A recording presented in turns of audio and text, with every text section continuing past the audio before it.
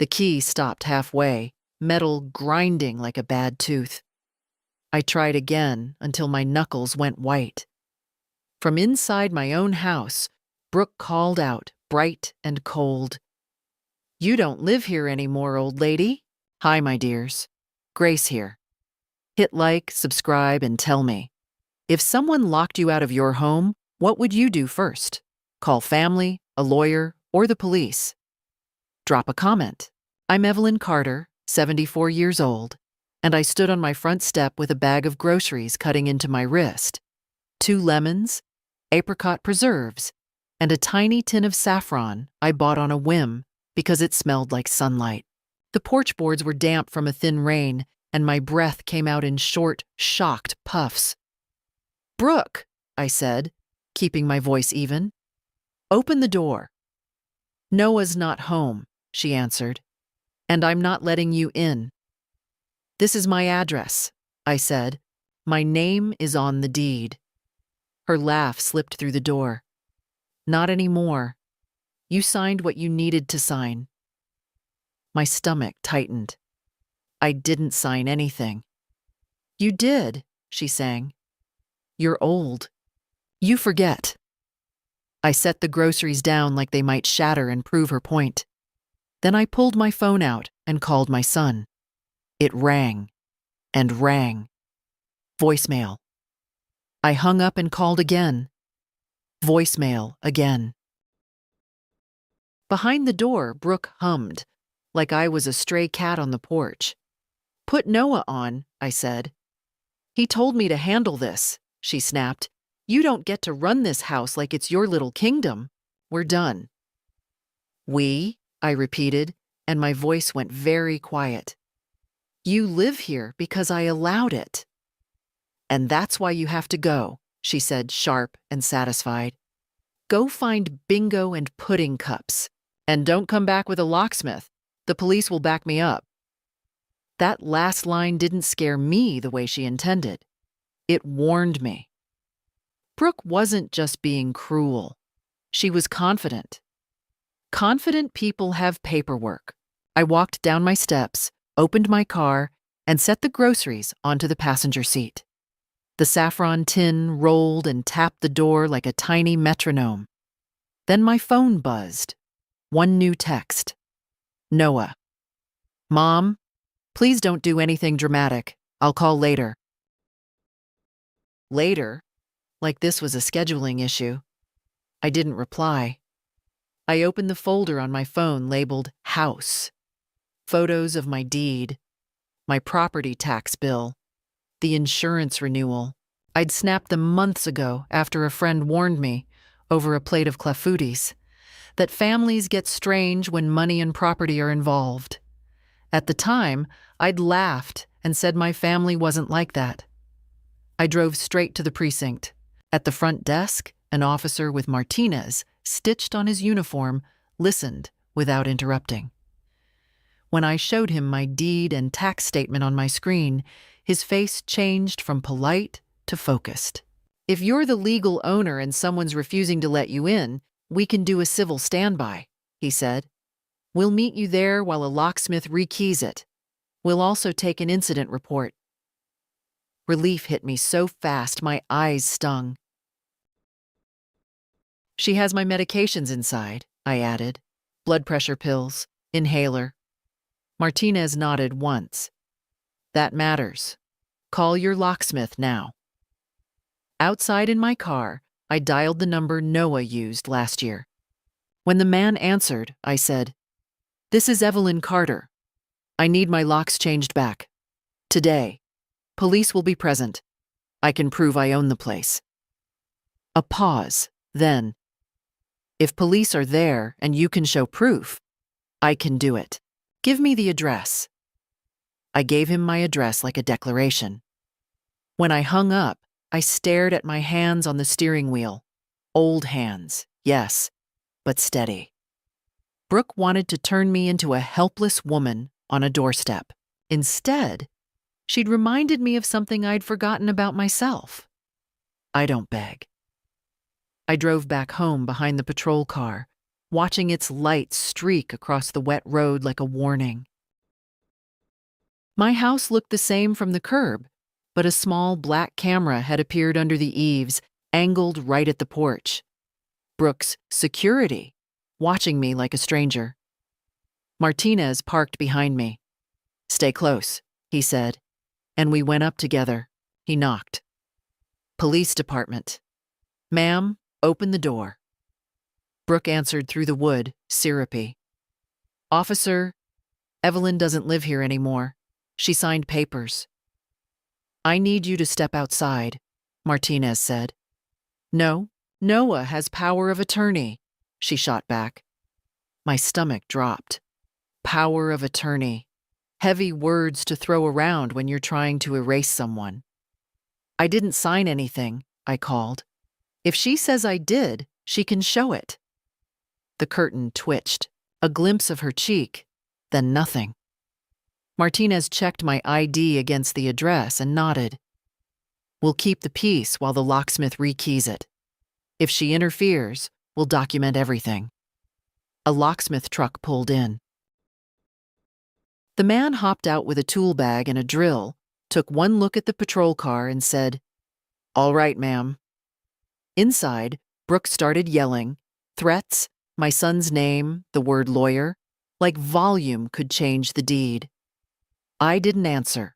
I just stood beside Officer Martinez while the locksmith knelt at my door. The first screw came free with a sharp metallic squeal. The second screw came loose, then the third. The locksmith worked calmly, like this was any other Tuesday, but inside my house, Brooke's voice climbed higher, thinner, frantic. "This is illegal. Noah will sue you. I have authority." Officer Martinez didn't flinch. "Ma'am," he said toward the door, "if you have legal documentation, you can present it. Right now, the deed and ID confirm Ms. Carter as the homeowner." The drill bit into metal. A sharp smell of heated steel filled the damp air. The door jerked open suddenly from inside, chain still latched. Brooke's eye appeared in the gap, mascara perfect, mouth twisted. "You're making a mistake," she told the officer, not me. "Noah has power of attorney over her affairs. She's not well." Not well. I stepped closer. "If there is a power of attorney, show it." Her jaw tightened. "It's filed." "Filed where?" Martinez asked evenly. She didn't answer. The locksmith removed the cylinder and held it up. "Almost done." Brooke slammed the door. The chain rattled. My phone buzzed again. "Noah." "Mom, please." "Brooke says you're causing a scene," I typed back for the first time. "Evelyn, I am standing outside my own house with a police officer because your wife changed my locks." 3 dots appeared. Disappeared. Appeared again. No reply. The new lock clicked into place with a solid, decisive sound. The locksmith handed me 2 fresh brass keys. They felt heavier than they should have. "Ready?" he said. Officer Martinez nodded at me. "Go ahead, ma'am." I slid the key in. It turned smoothly. The chain on the inside scraped. Then Brooke's voice again, sharp and desperate. "You can't just walk in." "It's her residence," Martinez replied. "Remove the chain." Silence. Then footsteps. Slow. Deliberate. The chain dropped. When the door opened, Brooke stood there in my hallway, arms crossed over a silk blouse I'd bought her last Christmas. The scent of her expensive bergamot perfume mixed with the familiar smell of my home. Wood polish, cinnamon, the faint trace of last night's lentil stew. "You're unbelievable," she said to me. "No," I answered. "I'm documented." I stepped inside. Nothing looked moved at first glance. My porcelain spaniel figurines still lined the mantel.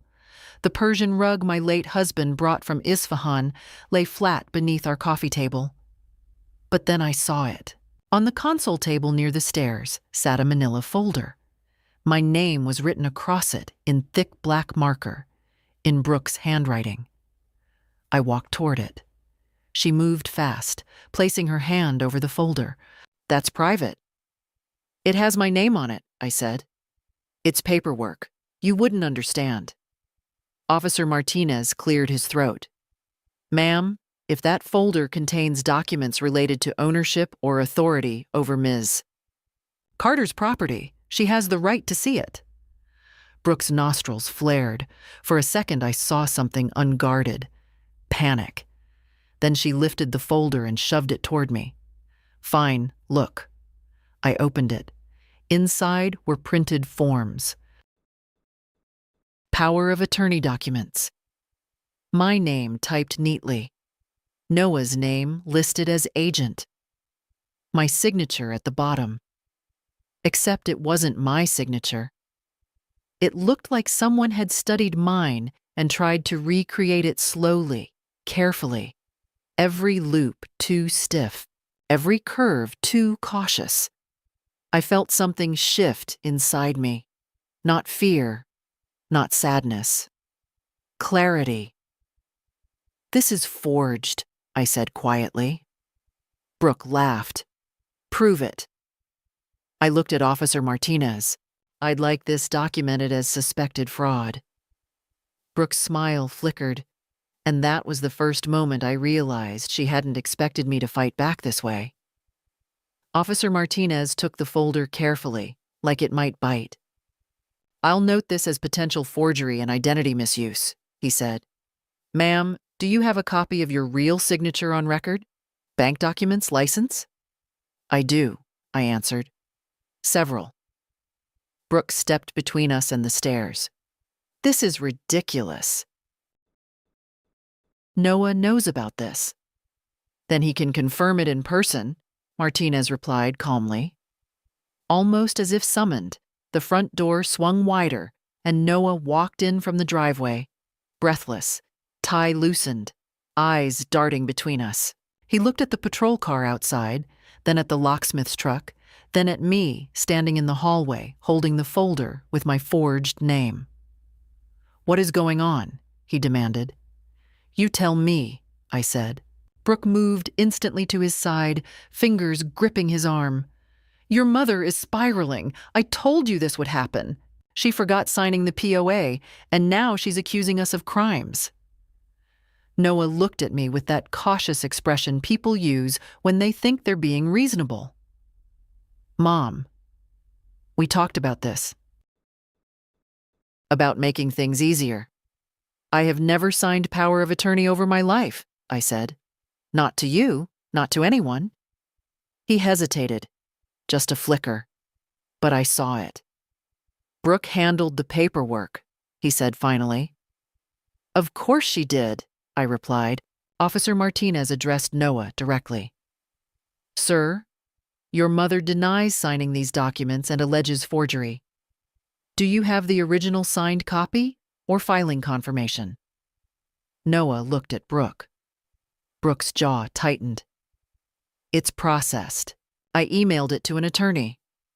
"Name of the attorney?" Martinez asked. Silence.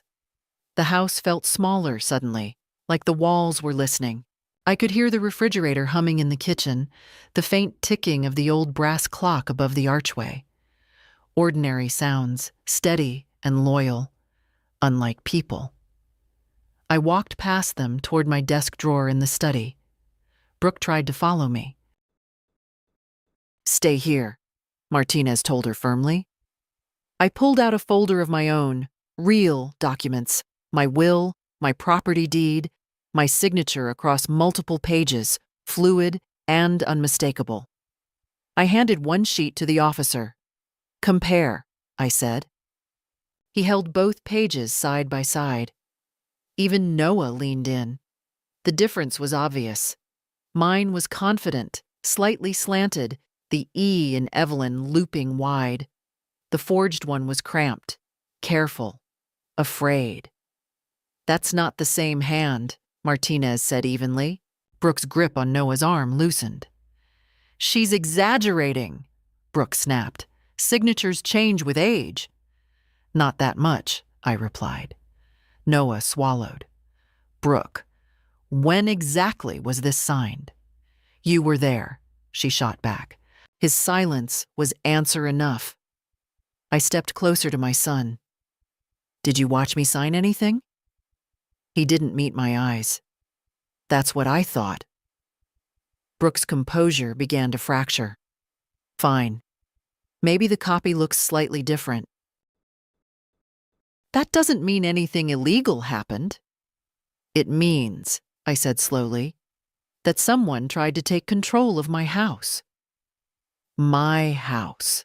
I looked around again, at the staircase my husband built by hand, at the dent in the baseboard from when Noah rode his toy truck too hard into the wall at age 5, at the ceramic tureen shaped like a pumpkin sitting on the dining table because I never bother packing it away.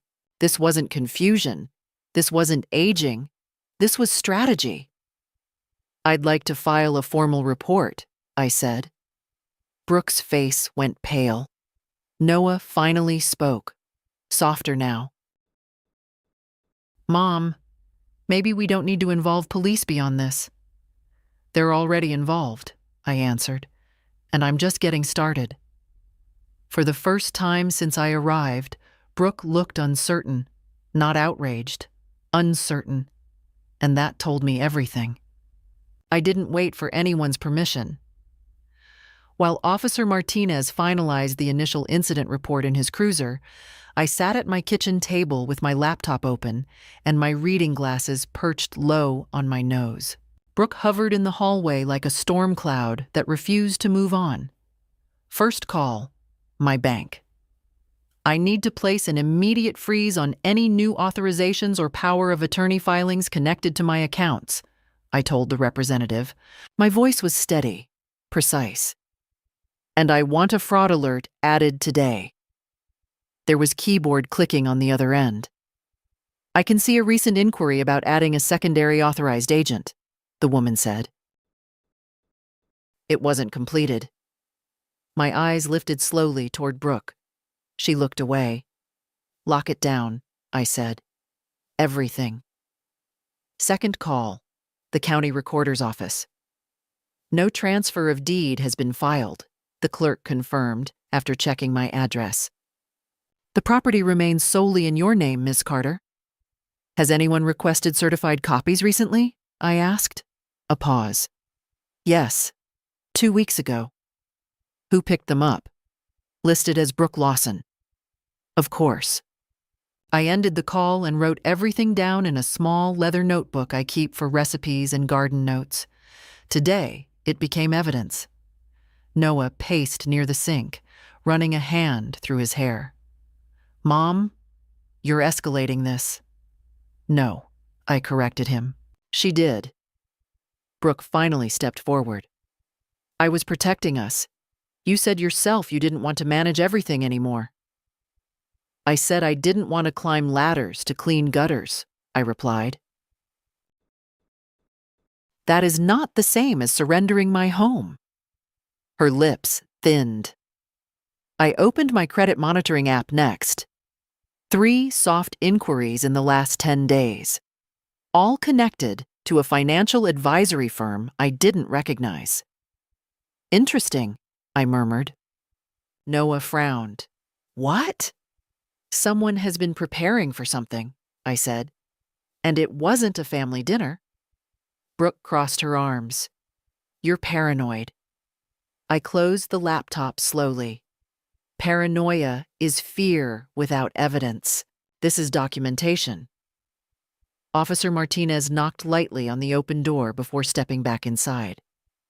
Ma'am, the report is filed.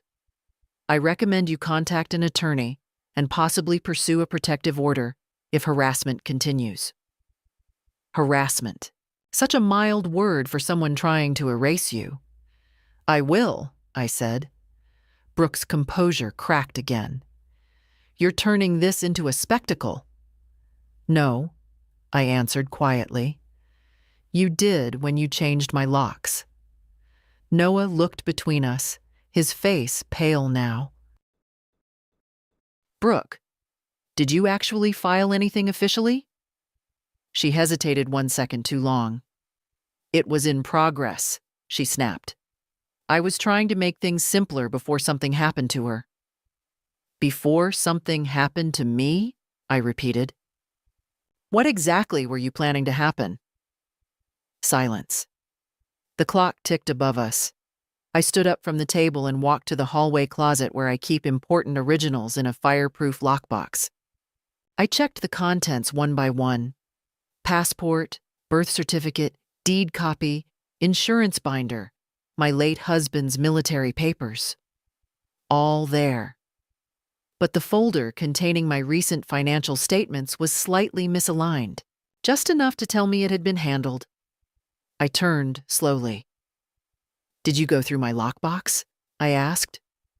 Brooke didn't answer. Noah stared at her. "Brooke, it wasn't locked at the time," she said quickly. "It is always locked," I replied. The air in the room shifted again, not loud, not dramatic, but heavier. This wasn't a misunderstanding, it was preparation. Quiet, careful preparation that would have worked if I had simply stayed embarrassed on my own porch. Instead, I was standing in my kitchen, documenting every move. And Brooke was beginning to understand that I wasn't going to fade quietly out of my own life. Noah looked like a man realizing the ground beneath him wasn't solid. "Brooke," he said quietly, "did you open Mom's lockbox?" She exhaled sharply.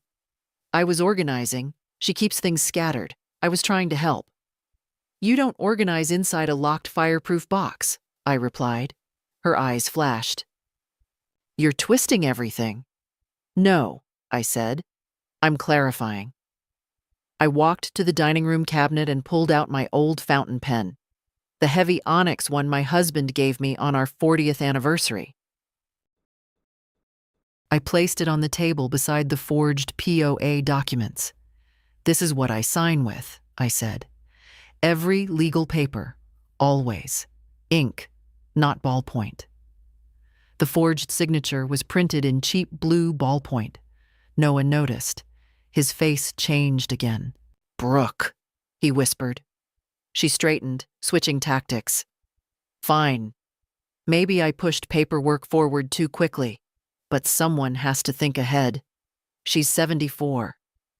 "Yes," I said evenly, "and fully competent."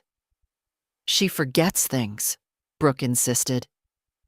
"I forget where I put my teacup," I answered. "Not whether I handed over control of my life." Noah ran a hand over his mouth. "Why didn't you tell me you changed the locks?" Brooke blinked. "I did." "No, you said you were thinking about it." A crack. Small, but there. I stepped closer to my son. "Noah, look at me. Did you ever sit down with me and explain power of attorney? Did you ask me to sign anything? Did we have one conversation about it?" He shook his head slowly. Brooke's composure thinned into something brittle. "This is exactly why I did it. She turns you against me. She makes you doubt." "I'm not turning him," I said. "Your paperwork is." My phone buzzed again.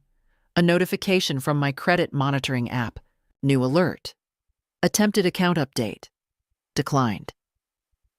I showed the screen to Noah. "That wasn't me," he said quickly. I looked at Brooke. For the first time, she didn't argue. "Was that you?" Noah asked her. "It was precautionary," she snapped. "What if something happened to her tomorrow? We'd be locked out of everything." "You already tried to lock me out," I said. The words landed hard. Officer Martinez stepped back inside once more, holding a small card. "Ma'am, here's the report number. If you decide to pursue forgery charges, contact the detective assigned. Given the documents presented, that may be advisable." Brooke's head whipped toward him. "Charges?" This is a family matter. Forgery is not a family matter, Martinez replied calmly. Noah looked stunned now, like the room had shifted dimensions. Brooke, did you sign her name? Silence. It stretched long enough to become an answer. Finally, she said too quickly, I practiced it to see if it would match. That's all. The temperature in my own home seemed to drop 10 degrees. You practiced my signature, I repeated. It was just a draft. I folded the forged papers neatly and placed them back in the folder. You don't draft someone else's name, I said. You either have authority or you don't. Noah stepped away from her, as if realizing he'd been standing too close to a flame. I picked up my onyx pen and slipped it into my cardigan pocket.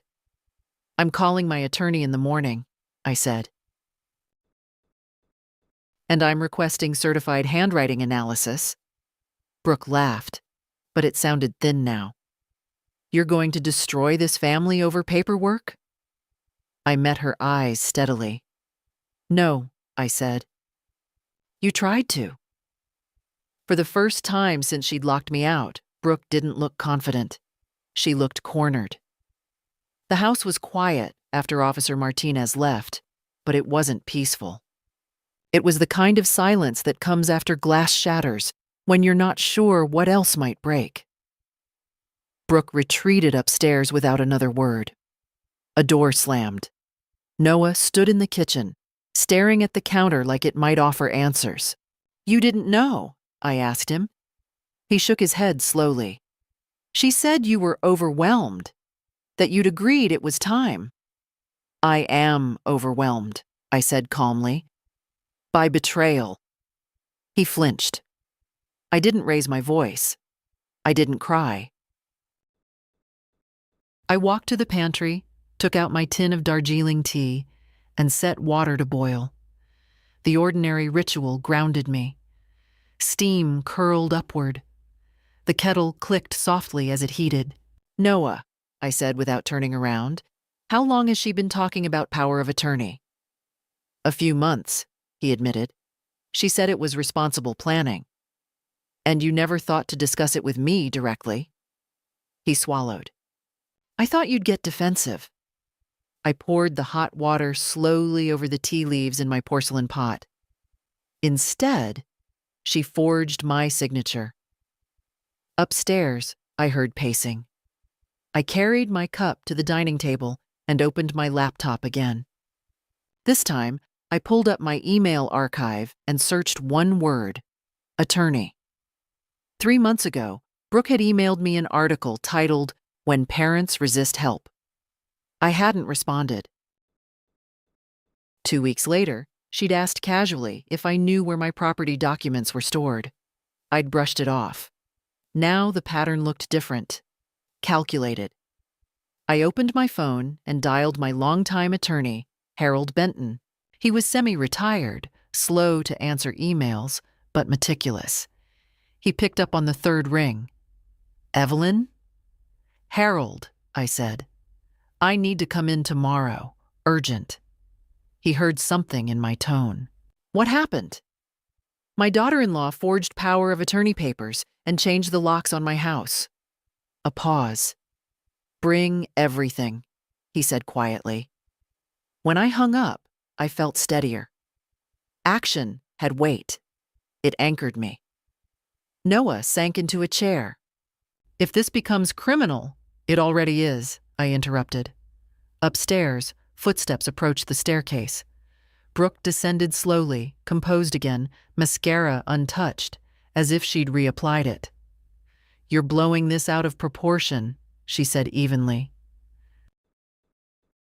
No official filing went through, no money moved, nothing happened. That's not true, I replied. Something happened. You attempted to assume legal control over me and my property. She tilted her head. Attempted isn't a crime. It can be, I said. She crossed her arms. You can't prove intent. I looked at her calmly. You requested certified deed copies. You accessed my lockbox. You practiced my signature. You attempted account updates. That's not confusion. That's sequence. Noah looked at her again, and this time there was distance in his eyes. Brooke's voice sharpened. Fine. Let's talk sequence. You're 74. What happens if you fall? If you're hospitalized, someone has to make decisions. I have a will, I replied, and I have capacity. You won't forever, she said.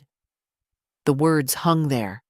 It wasn't concern, it was calculation. I closed my laptop gently. You don't get to rush my decline because it's convenient for you. Her jaw tightened. I stood and walked to the hallway, where the new lock gleamed in place.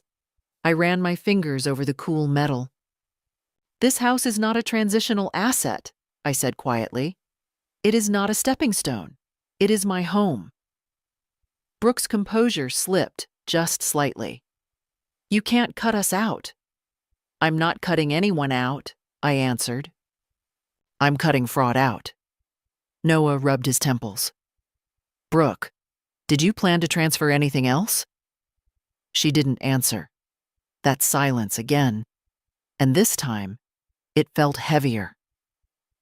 I walked back into the kitchen and opened my freezer. Inside, behind bags of frozen blueberries and a forgotten container of bisque, was a small metal cash box. Emergency funds. I checked it. Untouched. Good. But the fact that I felt the need to check told me everything. I turned to face them both. Tomorrow, I said evenly, I meet my attorney. After that, I file a formal forgery complaint. I also notify the bank fraud department and request written confirmation of all attempted changes. Brooke's eyes flashed. You're serious? Yes. Noah stood slowly. Maybe we should all cool down. I am cool, I said. That was the part Brooke had miscalculated. She thought humiliation would make me emotional. That embarrassment would keep me quiet. That being called old would make me shrink. Instead, it made me precise. Upstairs, a drawer slammed again. Brooke disappeared into the bedroom. Noah lingered.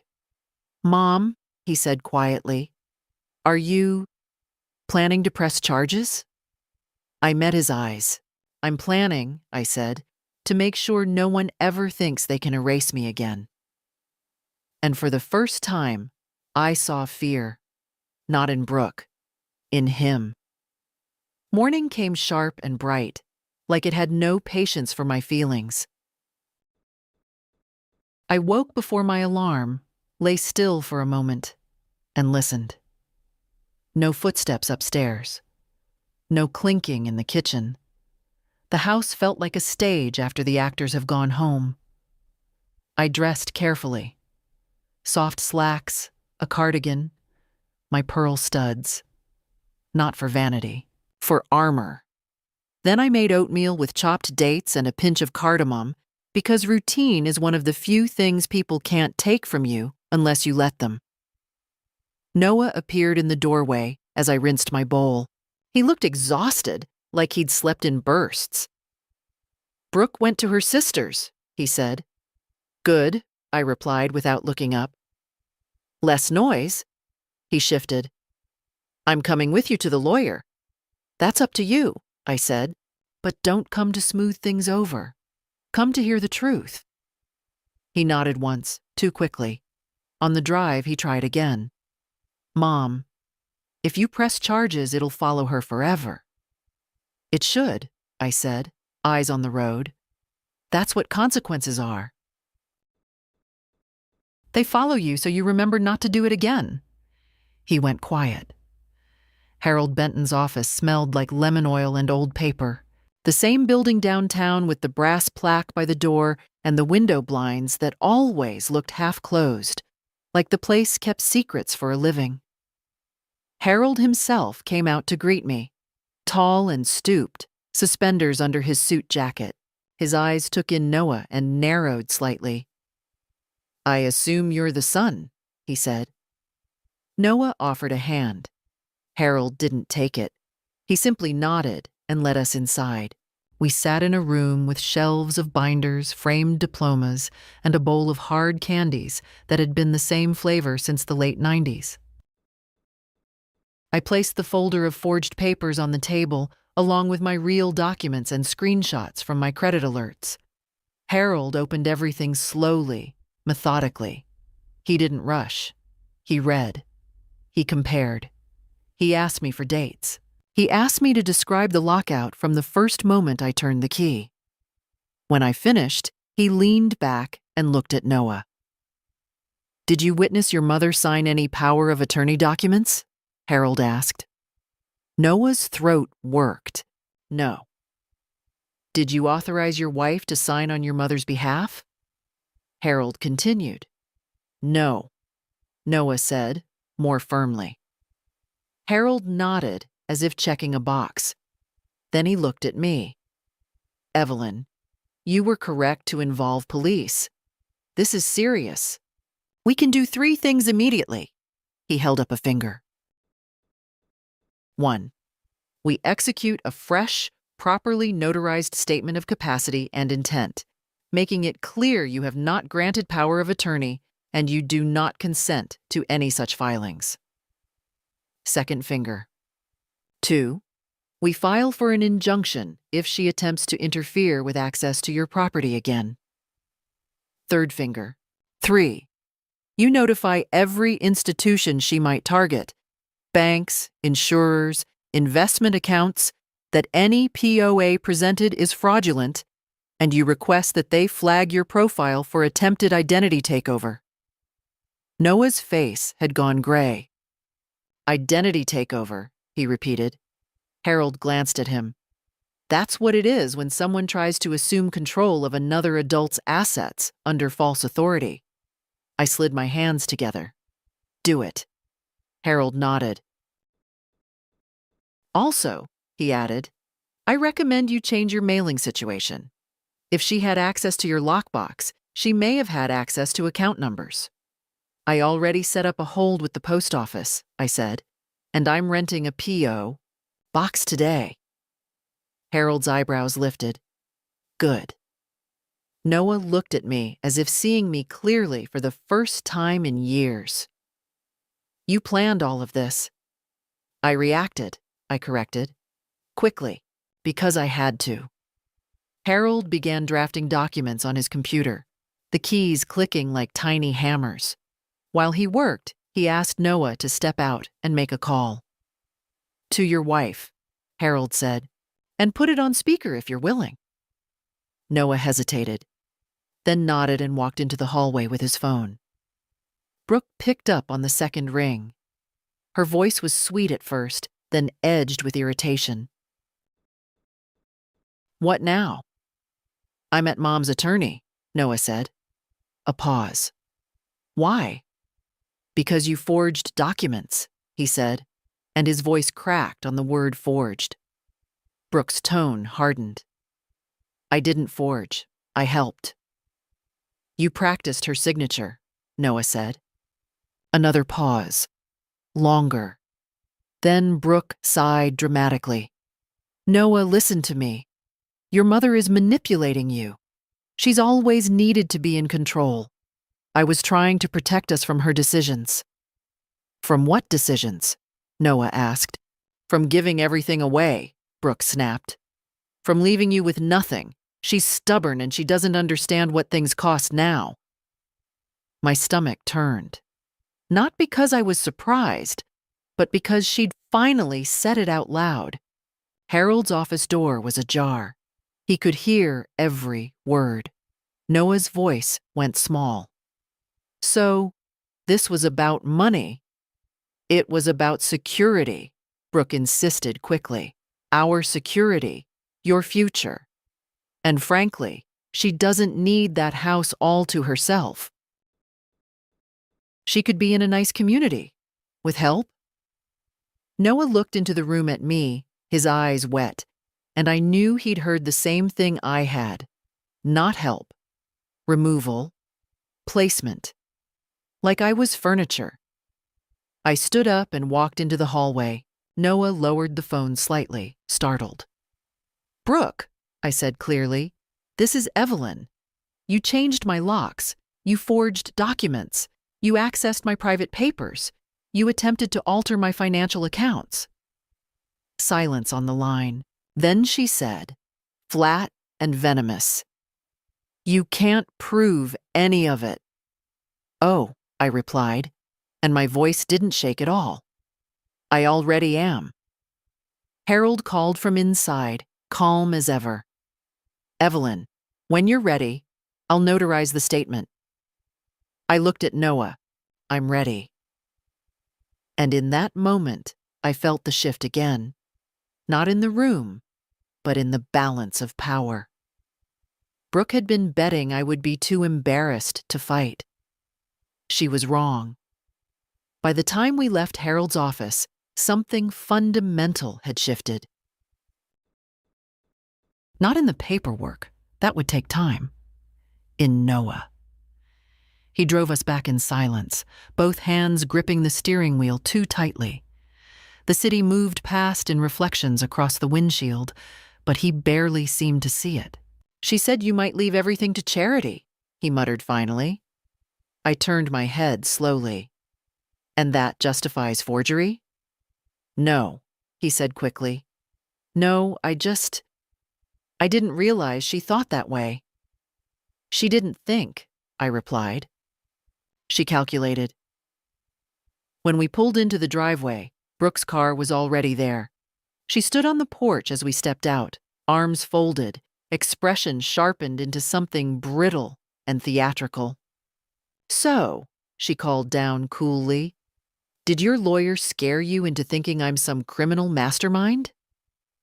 Noah didn't answer her immediately. That silence unsettled her more than shouting would have. I walked up the steps calmly.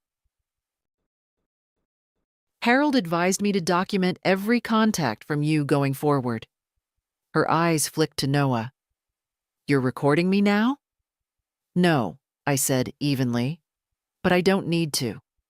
You've said enough." She laughed, loud and artificial. "This is insane. You're tearing this family apart because you're too proud to admit you need help." "I need help with gutters," I said, "not guardianship." Noah stepped between us. "Brooke, why didn't you just talk to her?" "I tried," she snapped. "She shuts down every conversation about the future." "The future of what?" I asked. "My estate or your lifestyle?"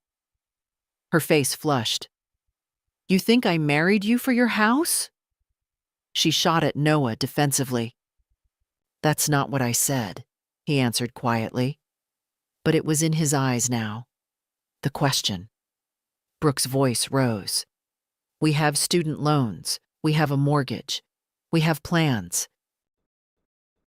And she's sitting on a fully paid house like it's a museum."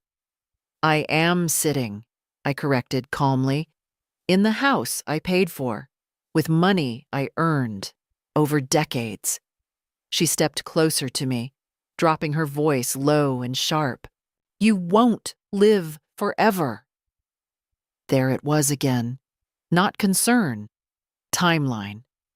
Noah visibly recoiled. "Brooke." "What?" she said, throwing her hands up. "It's reality. We have to think ahead." "Thinking ahead," I said quietly, "does not include forging my signature and locking me out." She turned to Noah again. "You're just going to let her humiliate me like this?" He didn't answer. The wind picked up slightly, brushing the maple leaves above us. The small black camera under the eaves blinked red. I noticed it. "You installed that?" I asked. "For security," she said. "For watching me?" I asked calmly. Her lips tightened. I walked to the front door and touched the new lock. Solid. Clean. Mine. "Brooke," I said evenly, "you have two choices. You can stay here as my guest under my conditions. Or you can leave. Her eyes widened. You can't evict me. I can revoke permission, I replied. You have no lease, no ownership, no power of attorney. She looked at Noah desperately. Say something. He swallowed. Maybe we should give Mom some space. That was the moment her mask cracked. Not loudly, not dramatically, but enough. You're choosing her, she said flatly. No, he whispered. I'm choosing what's legal. She stared at him like she'd never seen him before. Then she turned back to me, and her voice dropped into something colder than anger. You think you've won, she said. You haven't. I held her gaze. I didn't start a war, I answered. I ended a trespass. For a long second, none of us moved. Then Brooke grabbed her purse from the hall table with a sharp, jerking motion. This isn't over, she said. No, I agreed calmly. It isn't. And as she walked past us toward the driveway, I didn't feel fear. I felt inevitability. She had tried to rush my disappearance. Now she would have to face what she'd set in motion. Brooke didn't leave that day. She drove off in a storm of gravel and ego, but by late afternoon, her car was back in the driveway. Not parked neatly, angled, defiant. I was in the living room reviewing copies of the notarized statement Harold had prepared when I heard the door open without a knock. She walked in like nothing had happened. No apology, no acknowledgement. Just tension, wrapped in lipstick.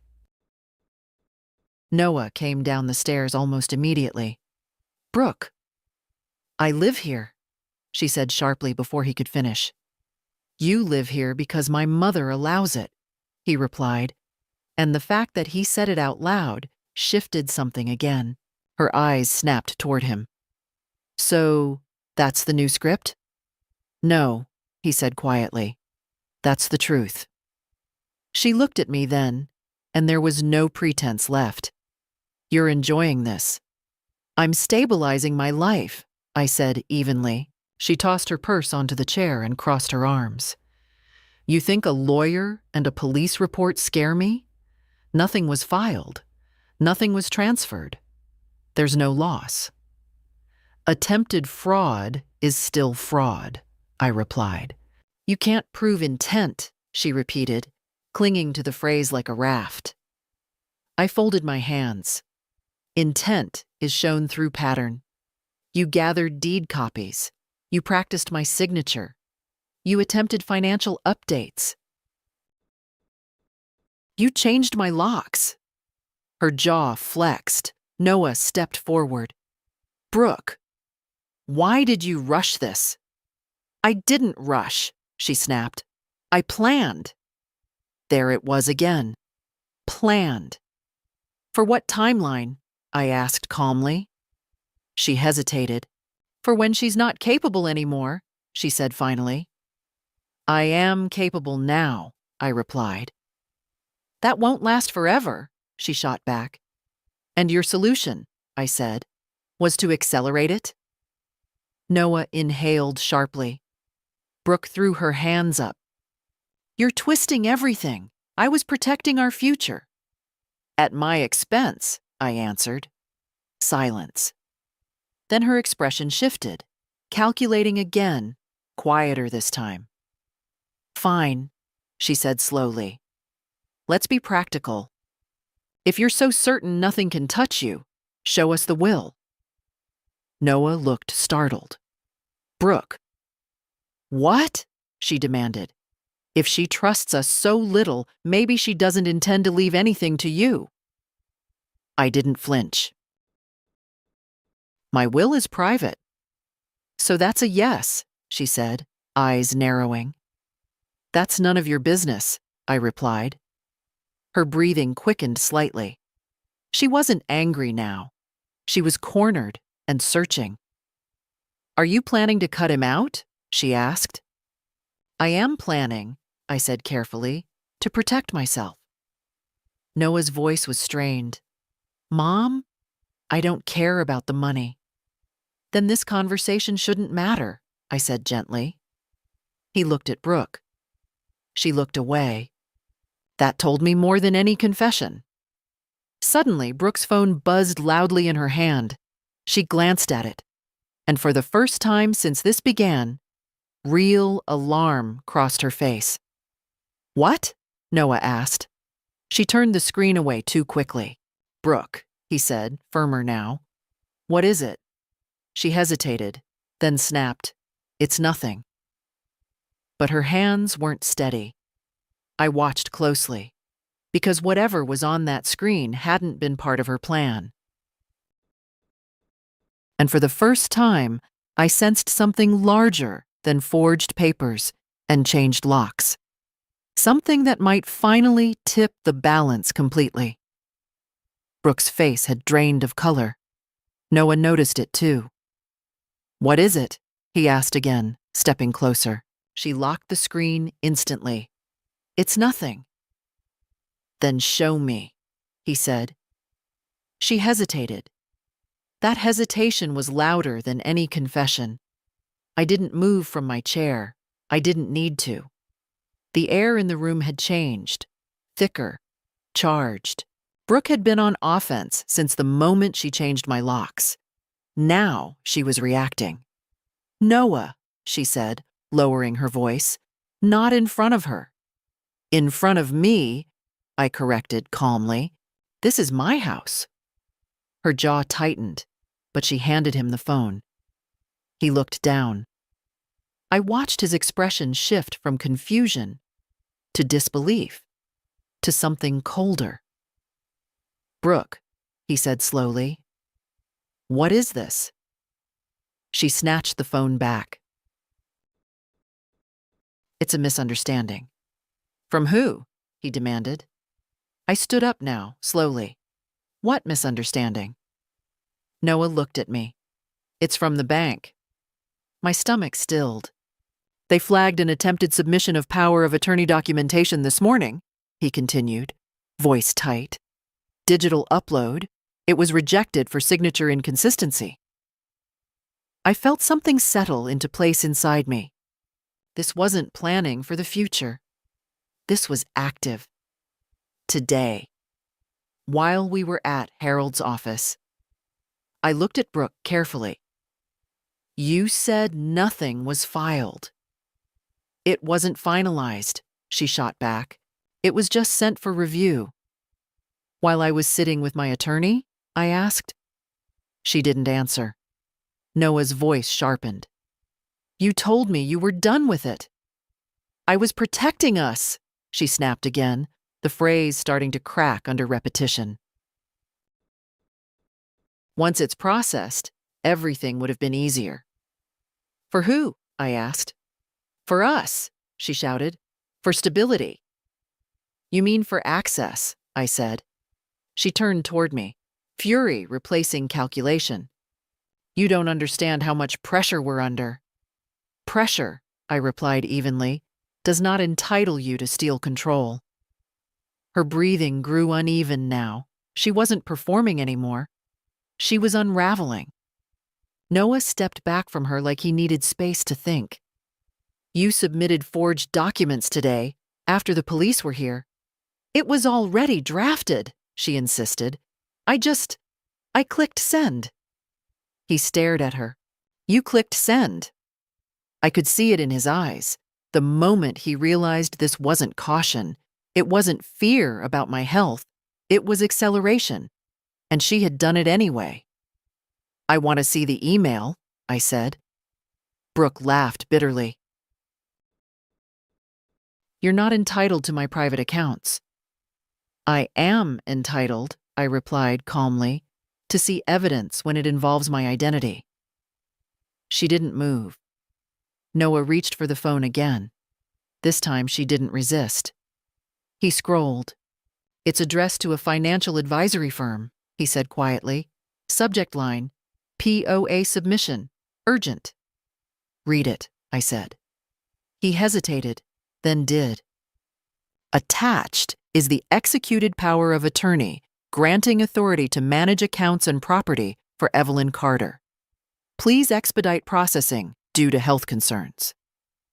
Health concerns. I felt the word like a cold hand on my spine. What health concerns? I asked softly. Brooke's composure shattered. You're 74. That's the concern. No diagnosis? I asked. No evaluation? Just age? You can't pretend time isn't real, she shot back. I don't, I said. I respect it. You try to weaponize it. Noah lowered the phone slowly. You told them she had declining capacity. Brooke didn't answer. Do I? I asked him quietly. He looked at me. Really looked. No, he said. Silence settled in the room again, but it was different now. Not tense. Clear. I walked toward the hallway table and picked up the folder Harold had given me. Fresh notarized statement, stamped and dated. I filed documentation today affirming my full capacity, I said. I notified my bank, I flagged my accounts, and tomorrow I meet with the fraud department in person. Brooke's breathing quickened. You don't have proof I sent that? I tilted my head slightly. The metadata will. Her face changed. That landed. Noah ran both hands over his face. Why would you risk this? Because she would never fight back, Brooke snapped suddenly, turning on me. That's why. She's polite. She avoids conflict. She cares too much about appearances. I held her gaze. You miscalculated, I said. Her eyes flashed with something that wasn't anger anymore. It was fear. You can't push me out, she whispered. I don't have to, I replied. You're doing that yourself. Noah's voice came out low and steady.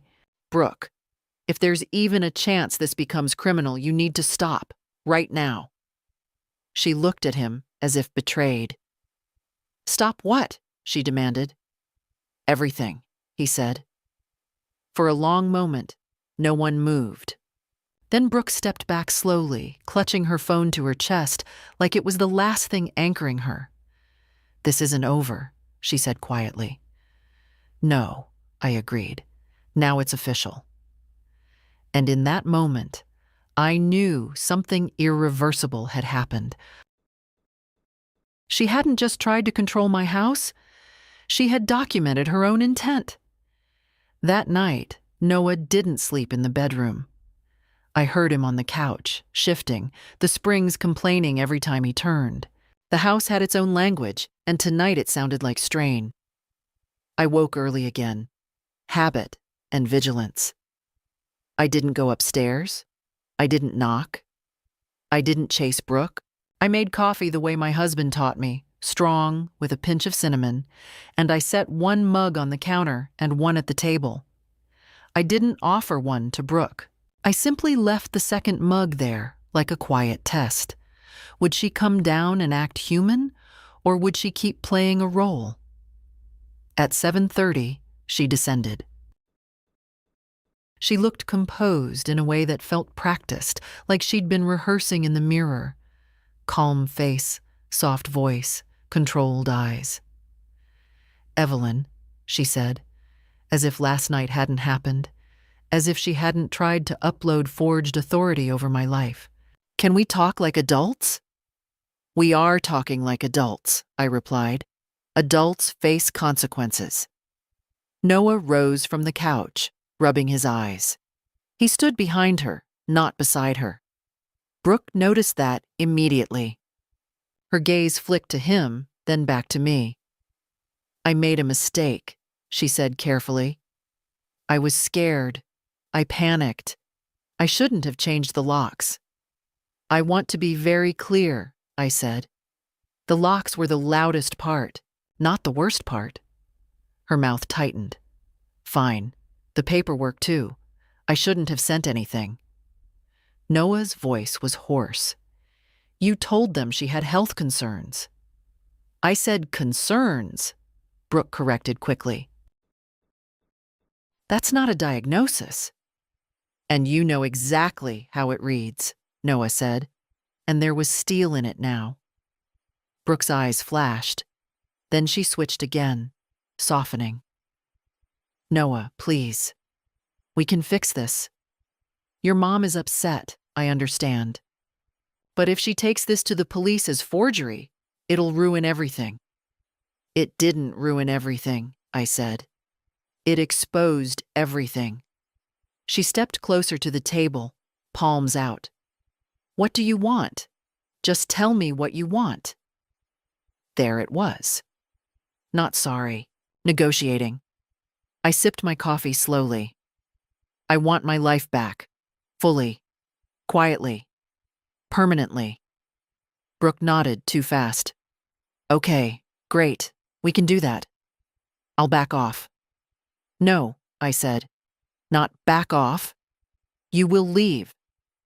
Her expression froze. Noah's head snapped toward me, then he exhaled, like he'd been expecting those words but still wasn't ready to hear them. Brooke's voice sharpened. You can't just throw me out. I can revoke permission for you to be in my home, I replied. Today? She looked at Noah as if he'd save her. Tell her. Noah didn't move. Brooke, you locked my mother out of her own house. So she's punishing me, Brooke hissed. She's protecting herself, Noah said quietly. That quiet sentence did more damage to Brooke than any yelling could have. Her face flushed. So you're choosing her over your wife. Noah's jaw clenched. I'm choosing reality.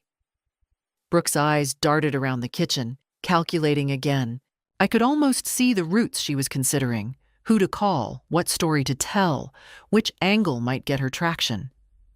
Then she tried a new one, the ugliest one. She turned to me, voice low and contemptuous. You think you're safe because you have papers and a lawyer. But you're alone, you're old, and you need help whether you admit it or not. The word old slid out like a blade. I set my mug down with a soft click. I am not alone, I said evenly. I have a deed, a mind, and now a record. Noah's hands balled into fists at his sides. Brooke continued, faster now, the mask slipping. If you kick me out, Noah will resent you. He'll regret it. And you'll sit here in this big house with your little tea and your little routines until something happens and no one finds you. Noah's voice snapped. Stop. Brooke ignored him. That's what you want, isn't it? Control until the end. I stood up, slowly, not threatening. Final. I survived childbirth without anesthesia, I said calmly. I buried a good man. I paid this house off. You will not scare me with loneliness because you're losing your leverage. Brooke's breath hitched, but she recovered. So what? You're calling the police? No, I replied. Not right this second. Relief flashed across her face. Then I finished the sentence. I'm calling the fraud department and the detective assigned to my report, and I'm changing every access point you've ever touched, starting today. Her face fell again. Noah stepped forward. Brooke, pack a bag. Go to your sister's. We need space. She stared at him as if he'd struck her. You can't do this, she whispered. I can, he said, voice shaking but firm, because you did something I can't undo. Brooke's eyes turned glassy with rage and humiliation. She stormed past us toward the stairs, and I heard drawers yanked open, hangers scraped, a suitcase dragged from under the bed. I didn't follow. Instead, I opened my notebook and wrote down the time, the phrases she used, and the fact that she'd admitted on record, out loud, that she sent the documents. Then my phone rang. Unknown number. I answered. Evelyn Carter. A calm voice said, "Ms.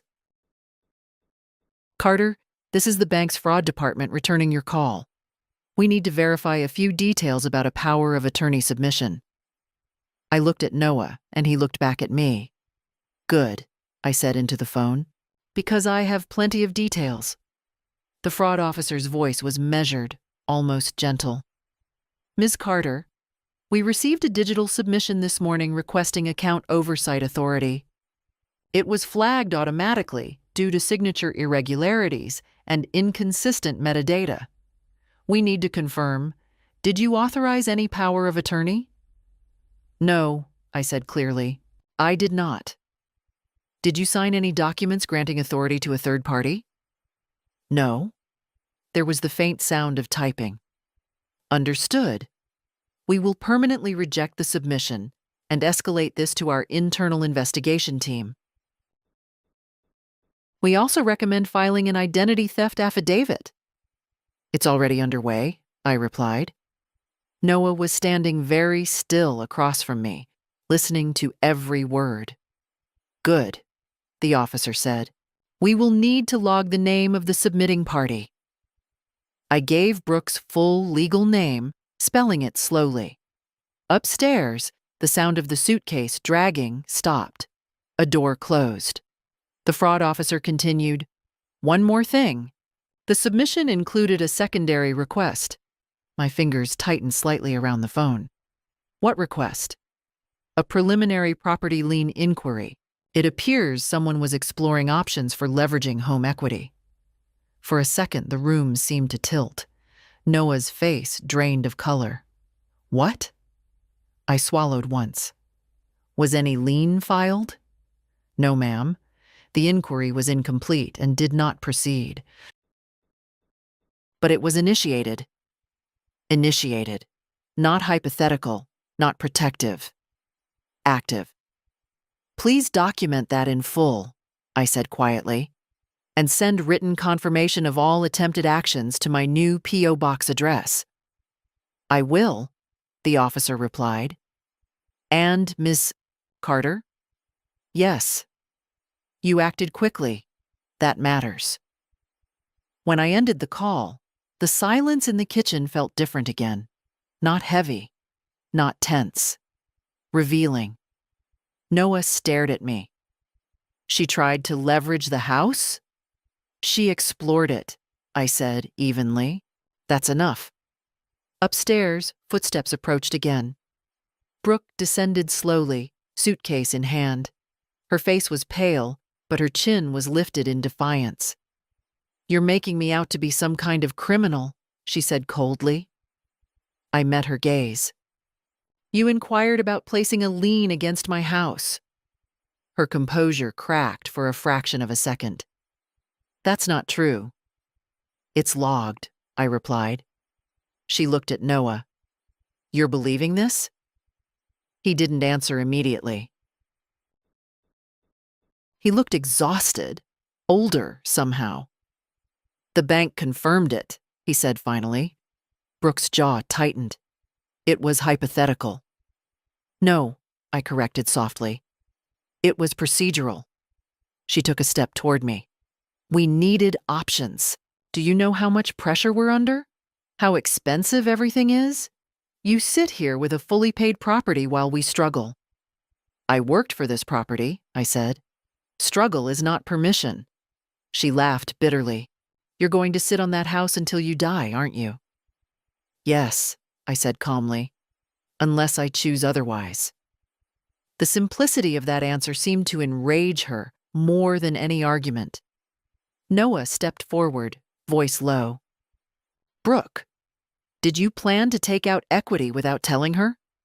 "I was exploring solutions," she snapped. "To what problem?" he demanded. "Our future," she shot back. "And hers?" he asked. That question hung in the air like a verdict. Brooks' eyes flicked between us, calculating again, But the calculation was failing now. Every new piece of information made her position smaller. "You think this ends well for you?" she whispered to me. "I think it ends legally," I replied. Her grip tightened on the suitcase handle. "You're destroying your relationship with your son." I looked at Noah. He looked back at me, not as a child, not as a mediator, as a man seeing the consequences of someone else's choices. "I didn't forge anything," I said quietly. Brooke inhaled sharply, fury flashing again. "You'll regret this." "Perhaps," I answered, "but I will regret silence more." She turned abruptly and walked toward the door. Noah didn't stop her this time. At the threshold, she paused and looked back one last time. "This isn't finished," she said. "No," I replied evenly. "It's documented." The door closed behind her. The house exhaled. Noah stood there for a long moment, staring at the door she'd just walked through. Then he looked at me, and his voice came out strained. "Mom, if this becomes criminal, it already is," I said softly. "The only question left is how far she intended to take it." And somewhere beneath the quiet, I felt it. The tipping point was close. Very close. The detective called 2 days later. I was in my garden, kneeling beside the rosemary bush, trimming it carefully so it wouldn't grow wild and woody. Control what you can. Prune what overreaches. "Ms. Carter?" the voice said when I answered. "Yes." "This is Detective Harris. I've reviewed the initial report and the documentation forwarded from your bank. We'd like you to come in to provide a formal statement." "I'll be there this afternoon," I replied. Inside the house, Noah sat at the dining table staring at nothing. He hadn't gone back to Brooke's sister's place. He hadn't gone anywhere, really. He was suspended between what he thought his marriage was and what it had revealed itself to be. "They called?" he asked quietly. "Yes." He swallowed. "Are you pressing charges?" "I am cooperating," I said evenly. At the precinct, the fluorescent lights were unforgiving. Detective Harris was younger than I expected, but her eyes were sharp and patient. She laid everything out on the table: the forged POA, the digital submission records, the attempted lien inquiry, the metadata showing timestamps and originating IP address. All of it pointed in one direction. "She submitted this the same morning you were with your attorney," Harris said calmly, "after police had already been to your residence." "Yes," I replied. "That matters," she added. I gave my statement slowly, clearly. No exaggeration, no theatrics. Just facts. When I finished, Harris folded her hands. "Based on the evidence, we have probable cause for attempted identity theft, attempted fraud, and forgery. Whether charges are filed will depend on the district attorney, but this is not minor." I felt something settle in my chest. Not triumph. Finality. Noah had insisted on coming. He sat beside me, pale, silent. "Does she know?" he asked. "She will," Harris said. That afternoon, 2 patrol cars pulled into my driveway. Oh, my dears. This is the moment. Police at the door, evidence on the table, truth exposed. If you were in Evelyn's place, would you follow through with charges or stop here? Tell me honestly in the comments. I stood at the window as Brooke stepped out of a rideshare, confusion crossing her face at the sight of the officers. She froze halfway up the walk. One officer approached her calmly, spoke, asked questions. Even from inside, I could see the shift in her posture. Defiance first, then disbelief, then the sharp flicker of fear. She looked toward the house. toward me. Our eyes met through the glass. For a moment, she seemed small, not powerful, not calculating, just someone who had believed she could push an old woman aside and found out the law doesn't measure age, it measures action. Noah stood beside me now. I didn't think it would go this far, he whispered. She did, I replied. Outside, Brooke's voice rose briefly, protesting, explaining, insisting. The officers remained calm. One of them gestured toward the patrol car. She didn't resist, not physically. But her eyes never left the house as they guided her toward the back seat. The door closed with a solid, irreversible sound. I exhaled slowly. This wasn't revenge. This was consequence. And for the first time since my key had jammed in that lock, I felt something close to peace. The house felt different the moment the patrol cars left my driveway. Not lighter, exactly. More honest. Like the air had stopped pretending. Noah stood on the porch for a long time after, hands in his pockets, staring at the damp tire tracks in the gravel. He looked like a man trying to find the exact moment he should have spoken up, the exact second he could have prevented all of this. "You don't have to stay here," I told him gently. He didn't look at me. "I don't know where else to go." "That's not my problem to solve," I said, not unkindly. "But I won't watch you drown in indecision either." He swallowed hard. "I didn't think she'd do that. The lien thing. The forged signature. I thought she was just organized." "Organized people don't practice someone else's name," I replied. We went inside. I put my kettle on again, my reliable old ritual, and I set 2 slices of bread into the toaster. The smell of warm crust always made the house feel inhabited, like it was still mine and not a battlefield. Noah sat at the table and finally spoke in a voice so small it almost made me angry. "She said you never respected her." I buttered the toast slowly. "Respect isn't something you demand while stealing." He nodded, eyes fixed on the table. "I kept trying to keep peace." "I know," I said, "but peace isn't real if it's built on my silence." That afternoon, I made calls like a woman doing storm preparation. Each one was a nail in place. I called the post office and confirmed my mail forwarding to the P.O. box. I called my insurance company and placed a note on my policy. No changes without in-person verification and 2 forms of ID. I called my investment firm and asked them to add a verbal passphrase, something no one would guess. I chose "Patashu." Noah blinked when he heard it. "Why that?" "Because it's funny," I said, "and because Brooke wouldn't know it if it hit her in the face." For the first time in days, he almost smiled. Then it fell away again. By evening, I had a security company scheduled for the next morning. New cameras, a new alarm panel, door sensors. A keypad code no one else would ever know. I wasn't turning my house into a fortress because I was scared.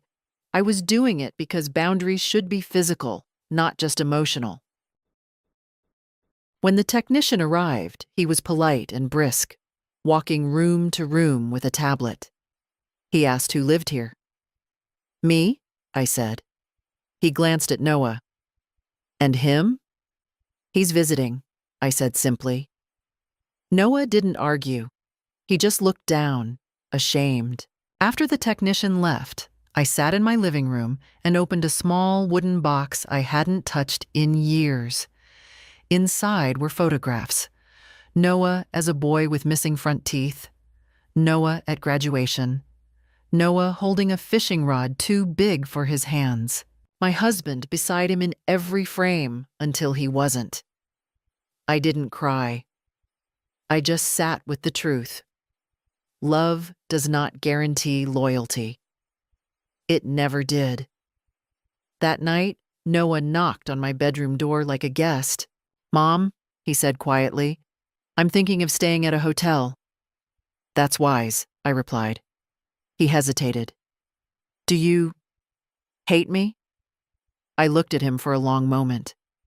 Noah, hate would be simpler. What I feel is disappointment and relief that I woke up. His face crumpled a little. I'm sorry. I know, I said. But sorry doesn't rewind time. It just decides what you do next. He nodded, then left. I slept deeply for the first time since the lock had jammed.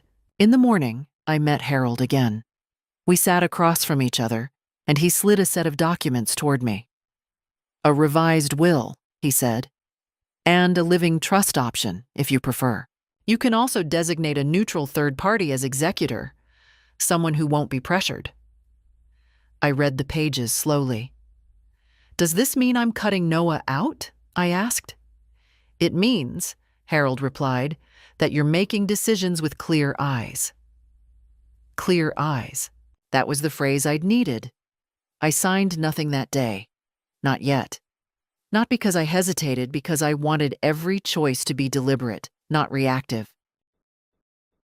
On the drive home, I stopped at a small bakery and bought a box of kouign-amann, the kind with caramelized edges that crackle when you bite them. Little layers of butter and sugar stubbornly holding their shape.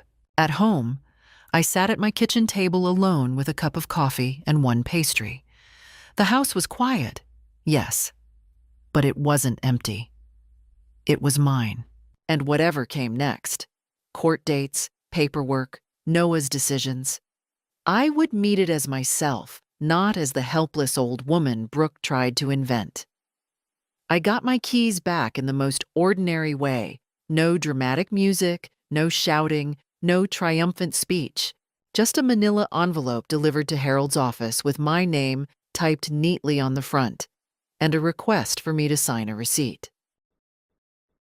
Inside were three things: the original spare keys Brooke had taken from my kitchen drawer, a new key Brooke had copied without asking, and a short letter from her attorney, carefully worded, heavy on misunderstanding, light on accountability. Harold slid the keys toward me across his desk. These are yours, he said, legally and practically. I picked them up and felt my shoulders loosen in a way I hadn't noticed was clenched. The metal was cool, familiar, and suddenly I was back on my porch again. The first moment that key wouldn't turn, the first humiliation Brooke tried to staple to my name. Not anymore. Does this mean it's over? I asked. Harold didn't sugarcoat it. The criminal portion will proceed as the district attorney decides. But the immediate threat, access, authority, financial interference, that part is contained. You did the right things quickly. Contained. That was the word. Like a fire stopped before it reached the next house. When I left his office, Noah was waiting in the lobby. He stood when he saw the keys in my hand, and his face tightened, like he wanted to smile and couldn't decide if he deserved to. They gave them back, he said quietly. They had to, I answered. We walked outside into clean winter air. Noah followed me to my car, then stopped, hands shoved deep into his pockets. Brooke called me, he said, from her sisters. She said I should convince you to drop everything. I looked at him. And what did you say? His throat worked. I said, I can't ask her to drop the truth. I held his gaze for a long moment. Good. He nodded, eyes glassy. She's furious. She says you ruined her life. Noah, I said gently, your wife tried to take mine. He flinched, but he didn't argue. We drove back to my house separately. I pulled into the driveway and sat for a moment with the engine off, keys in my palm. The maple tree's branches tapped lightly against one another like dry fingers. The new security camera under the eaves blinked. My alarm panel glowed near the front door. I wasn't scared of my own entryway anymore. Inside, the house smelled like coffee and wood and the faint lemon oil I use on my cabinets. I set the keys on the counter, then picked them back up, one by one, and put them on a new ring with a small brass tag. Harold gave me that morning, property owner. It was blunt, almost funny, but I liked it. Noah arrived an hour later, standing in my doorway like someone asking to be led into a life he'd taken for granted. "I found a place," he said, "a short-term rental." "That's wise," I replied. He swallowed. "I don't know what happens to us." "I do," I said calmly. "You decide what kind of man you are when there's a cost."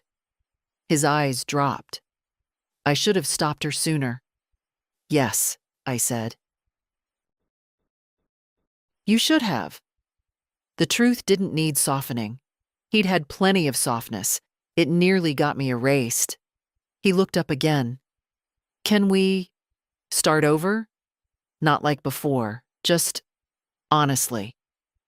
I considered him, my son, my child, a grown man who'd let someone call me old lady and hoped time would smooth it out. "I'm willing to rebuild," I said slowly, "but it will be slow, and it will be on terms that protect me." He nodded quickly. "Whatever you need." "I need you to understand something," I said. "Love is not access. Family is not permission." He swallowed hard. "I understand." That evening, after he left, I sat alone at my kitchen table and wrote a short list on a yellow pad. Not a dramatic manifesto, just decisions. 1. My mail stays at the P.O. box. 2. No one keeps spare keys without my written consent. 3. Any future legal authority is discussed in my presence with my attorney in daylight. 4. My home remains mine until I choose otherwise. I folded the list and slid it into my notebook, right next to the timeline of Brooke's actions. Evidence beside boundaries. Past beside future. I stood at my front door one last time that night and turned the key in the lock. Smooth, certain, mine. Then I turned the deadbolt, listened to it settle, and walked back into my house without looking over my shoulder. My dears, you just watched an older woman refuse to disappear quietly. Do you think Evelyn was right to let the law take its course, or should she have stopped once she got her keys back? Like, subscribe, and tell me your honest take in the comments.